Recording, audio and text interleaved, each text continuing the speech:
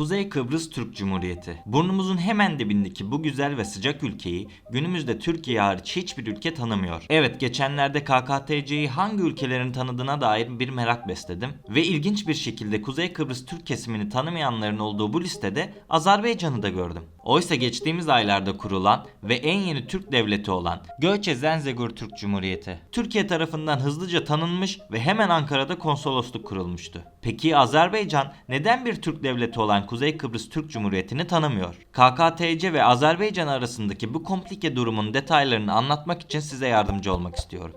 Eğer siz de bana yardımcı olmak isterseniz kanalıma abone olabilir ve videoyu beğenebilirsiniz. Kıbrıs, antik dünyada da bugün olduğu gibi çok değerliydi. Mısırlılar ve Hititliler gibi dönemin süper güçleri Kıbrıs'ı hakimiyeti altında tutmuştu. Uzun yıllar boyunca Roma İmparatorluğu'nun egemenliğinde kaldıktan sonra 1571 yılında Osmanlı İmparatorluğu tarafından ele geçirildi. Adı 300 yılı aşkın sürenin üzerinde Türklerin kontrolünde kalmışken Osmanlı'nın yaşadığı politik çatlamalar toprak kayıplarına sebep olmaya başlamıştı. Kendisini Ortodoks dünyasının lideri ve koruyucusu olarak gören Rus İmparatorluğu Balkanlar için Osmanlısız planlar üzerine yoğunlaşmıştı. Osmanlı topraklarında yaşayan azınlıkların beslediği 93 Harbi'nde Osmanlı İmparatorluğu Ruslara karşı olan bu savaşı kaybetti. Savaş sonunda Osmanlı topraklarında Bulgaristan Prensliği, Romanya, Sırbistan ve Karadağ adıyla yeni ülkeler kuruldu. Öte yandan Batum, Artvin, Kars, Ardahan, Eleşkirt ve Doğu Beyazıt ise Ruslara verildi. Osmanlı lehine kötü olan tüm bu maddeleri kapsayan anlaşmanın adı Ayastefanos Anlaşması'ydı.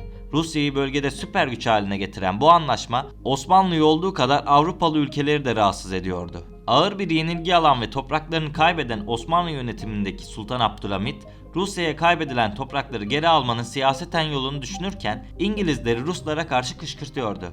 Bu politikanın sonunda İngilizlerin başta olduğu Avrupa krallıklarıyla beraber Rusya ve Osmanlı İmparatorluğu arasında Berlin Anlaşması imzalandı. Bu anlaşma sonrasında Osmanlı genel olarak bölgedeki haklarına yeniden kavuşmasa bile Girit, Doğu Beyazıt ve Eleşkirt yeniden Osmanlı Devleti'ne dahil edildi. Rusya ise Ayastefanos ile elde ettiği birçok haktan yeni bir savaş tehdidi nedeniyle feragat etmek zorunda kalırken bu anlaşmanın en karlı ülkesi şüphesiz Britanya oldu. Berlin Antlaşması Osmanlı Devleti'nin toprak bütünlüğünü güvence altına alan Paris Antlaşması'ndaki maddelerin terk edildiği bir anlaşmaydı.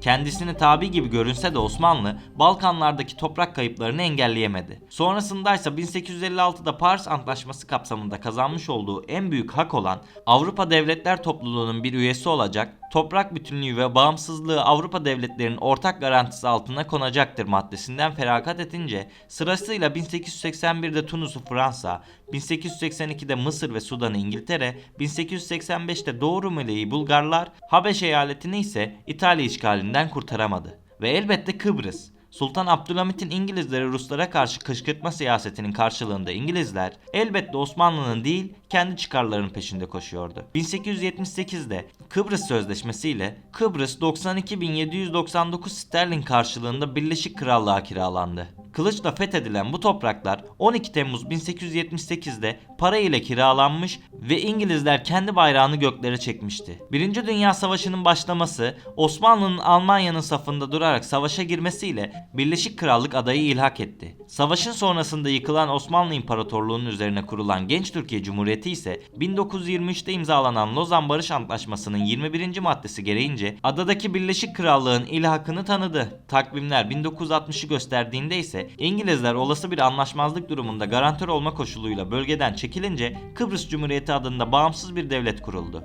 Cumhuriyetle yönetilen bu yeni ülke devlet yönetiminde Rumlara liderlik vasfı yüklese de Cumhurbaşkanı yardımcısı Türk olmak zorundaydı. Aynı zamanda Kıbrıs bayrağının dışında her iki etnik ırk da kendi bayraklarını özgürce kullanabilirdi. Aynı zamanda ülkenin Türkçe ve Rumca olmak üzere iki resmi dili vardı. Bakanlar Konseyi 7 Rum ve 3 Türk olmak üzere 10 bakandan oluşacaktı. Kamu çalışanlarının %70'i Rum, %30'u Türk toplumundan olacaktı. Zürih ve Londra anlaşmalarının maddelerine baktığımızda Türklerin Rumlara nazaran daha az söz hakkı sahibi olduğunu düşünmek çok normal. İlk akla gelen fikir bundan ibaret. Lakin dönemi anlamak her zaman en idealidir. Yorumları elbette size bıraksam da Osmanlı ve Türkiye Cumhuriyeti'nin başında yapmış olduğumuz hatalardan sonra Kıbrıs üzerinde söz hakkımızı tamamen kaybetmiştik. 1960'lara döndüğümüzde adadaki Rum ve Türk nüfusu arasında da oldukça fark olduğunu göz önüne alırsak aslında bu maddeler Kıbrıs Türkleri için birer kazanım ve gelecek için umudu ifade ediyordu.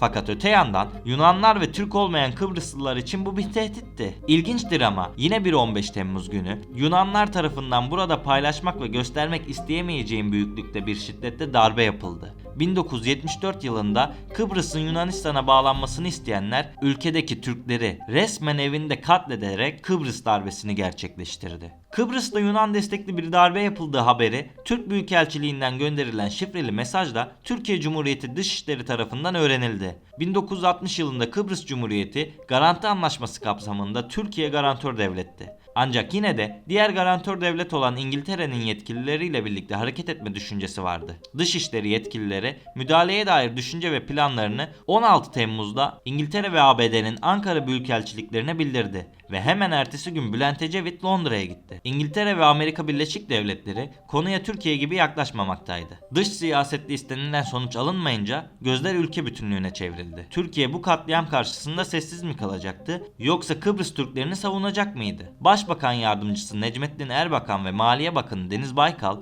muhalefet partilerinin başkanlarıyla yaptığı toplantılar sonucunda hükümeti destekleme kararı alındı. 20 Temmuz 1974 sabahı Türk ordusu adaya saat 06.05'ten itibaren havadan indirme ve denizden çıkarma yapmaya başladı. Kıbrıs Barış Harekatı sonunda Kıbrıs'ın kuzeyi Türklerin kontrolü altına girmişti. Kıbrıs Türkleri bu harekatı Türklerin katliamlardan kurtarıldığı ve asayişin tesis edildiği şeklinde yorumlarken Rumların önemli kısmı harekatın yasa dışı bir işgal olduğunu ve Kuzey Kıbrıs Türk Cumhuriyeti'nin gayrimeşru bir ayrılıkçı hareketi teşkil ettiği yönünde yorumlamıştır. Birleşmiş Milletler'e göre ise Kıbrıs Cumhuriyeti adanın tek hakimidir ve Güvenlik Konseyi'nin yayımladığı 550 sayılı kararla KKTC'nin Birleşmiş Milletler üyesi devletlerce tanınmaması istenmiştir. Birleşmiş Milletler'e göre Türk askeri adada işgalcidir ve buraları uluslararası herhangi bir anlaşmaya bağlı olmaksızın işgal etmiştir. Alınan bu karar neticesinde Kuzey Kıbrıs Türk Cumhuriyeti, Türkiye dışında hiçbir Birleşmiş Milletler ülkesi tarafından tanınmamıştır. Tüm bu olayların sonucunda 1975 yılında Kıbrıs Türk Federe Devleti, sonrasında ise 15 Kasım 1983'te ise Kuzey Kıbrıs Türk Cumhuriyeti kurulmuştur. Ve evet, az önce de söylediğim gibi KKTC'yi Türkiye hariç hiçbir ülke tanımıyor. Kıbrıs adası bir Rum darbesinin meydana geldiği ve Ankara'nın garantör güç olarak müdahalesi sonucunda 1974 yılından beri bölünmüş durumda. Peki bir Türk devleti olan Azerbaycan neden Kuzey Kıbrıs Türk Cumhuriyeti'ni tanımıyor? Aslında Azerbaycan'a bağlı özerk bir yönetim olan Nahçıvan 1992'de yetkisi olmamasına rağmen KKTC'yi tanımıştır. Elbette bu meclis kararı herhangi bir resmiyet taşımadığı için sadece sembolik bir tanımadan ibaret. Gelelim Azerbaycan'ın Kıbrıs'ı tanımamasındaki başlıca nedene. Azerbaycan'ın ülkeyi tanımamasının ana nedeni 1990'ların başında Dağlık Karabağ Savaşı'nın sonunda Azerbaycan topraklarının %20'sinin Ermenistan tarafından işgal edilmesiydi. Kuzey Kıbrıs'ın bu ülke tarafından tanınması, işgal altındaki topraklarda kurulmuş Dağlık Karabağ Cumhuriyeti'nin tanınması olasılığını arttırıyordu. 2004 yılında Kıbrıs'ta yeniden birleşme olması ve yönetiminin tıpkı Bosna Hersek'te olduğu gibi etnik ırklar arasında sırayla el değiştirmesi adına bir halk referandumu düzenlendi. O dönemlerde bu olaylara Azerbaycan en üst yetkililerle dahil oldu. İlham Aliyev 2004 yılında Kıbrıs'ta yapılacak referandumlarda Kıbrıs Türk tarafının evet, Rum tarafının hayır sonucuna varması durumunda Azerbaycan'ın Kuzey Kıbrıs Türk Cumhuriyeti'ni tanıma sürecinde ön planda olacağını söyledi. Referandum sonucunda tam da Aliyev'in dediği gibi Rumlar hayır, Türkler ise evet dedi ve adada herhangi bir birleşme söz konusu olmadı. Bu açıklamaların ardından Azerbaycan 2005 yılında Kıbrıs Türk pasaportlarını tanıyacağını duyurdu. Ayrıca 100 iş adamının katılımıyla Bakü'den Kuzey Kıbrıs'a direkt uçuş gerçekleştirildi. Bu, Türkiye dışında farklı bir ülkeden Kuzey Kıbrıs'a gerçekleştirilen ilk uçuştu. Azerbaycan heyeti Rauf Denktaş ve ardından Mehmet Ali Talat ile görüştü. Bu ziyaret Kıbrıs Cumhuriyeti'nde yankılanıyordu. Cumhurbaşkanı Tasos Papadopoulos, Azerbaycan Cumhurbaşkanı İlham Aliyev'e direkt uçuşları protesto etmek için bir mektup gönderdi. Ayrıca Cumhurbaşkanı'nın Uluslararası Sivil Havacılık Teşkilatı'na Azerbaycan'dan şikayetçi olacaklarını açıklaması üzerine Azerbaycan Dışişleri cevap olarak ziyaretin devlet politikasını yansıtmadığını ve konunun iş adamlarının özel bir girişimi olduğunu açıkladı. Ayrıca açıklamanın içinde de Kıbrıs sorununun çözümüne destek olmak istediklerini Yunanlara bildirdiler. Ersin Tatar, Dağlık Karabağ'daki son savaşta Kıbrıslı Türklerin her zaman Azerbaycanlı kardeşlerinin yanında yer alacağını söyleyerek Ermenistan'ın Azerbaycan'a yönelik saldırılarını kınadı. Sevgili Azerbaycan, sahada ve masada önemli bir kazanım elde etti ve büyük bir zafer kazandı.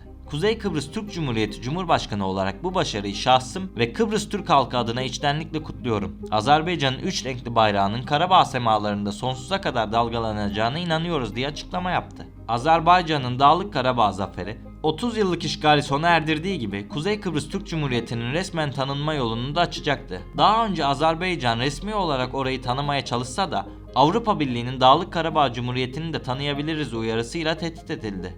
Şu günlerde 2. Karabağ Savaşı'nın sonunda Ermenistan'ın bölgedeki emelleri Azerbaycan'ın zaferleri sonrasında değişmeye başladı. Azerbaycan'ı Nahçıvan ile birleştirecek Göçe-Zengezur Türk Cumhuriyeti kuruldu ve Türkiye bu ülkeyi tanıyan ilk ülke oldu. Göçe-Zengezur Türk Cumhuriyeti Cumhurbaşkanı Rizvan Talibov, Göçe-Zengezur Türk Cumhuriyeti'nin Türkiye Cumhuriyeti Devleti'nin başşehri Ankara'da ilk temsilciliğini açıyor olmasının devletim ve milletim adına mutluluğunu yaşıyorum. Biz bir millet, iki devletiz dediği açıklamaları biliyoruz. Azerbaycan ile KKTC arasındaki resmi ilişkiler 2023 yılının ilk aylarında başlayabilir demek yine de hala çok ütopik bir yaklaşım. Yakın zamanda Türkiye'nin Göçe-Zengezur Devleti'ni tanıdığı gibi Azerbaycan'ın da Kuzey Kıbrıs'ı tanıma adına girişimleri olabilir. Ama bu ne kadar yakın diye sorarsanız en son girişimin üzerinden neredeyse 20 yıl geçmiş. Ama geçmişe dönüp bakıldığında 20 yıl önceki atmosfere göre şu anda birçok şey farklı. Her şeyden önce Dağlık Karabağ sorununun doğası değişti. Fakat yine de yakın zamanda Ermenistan, Yunanistan, Kıbrıs ortaklığı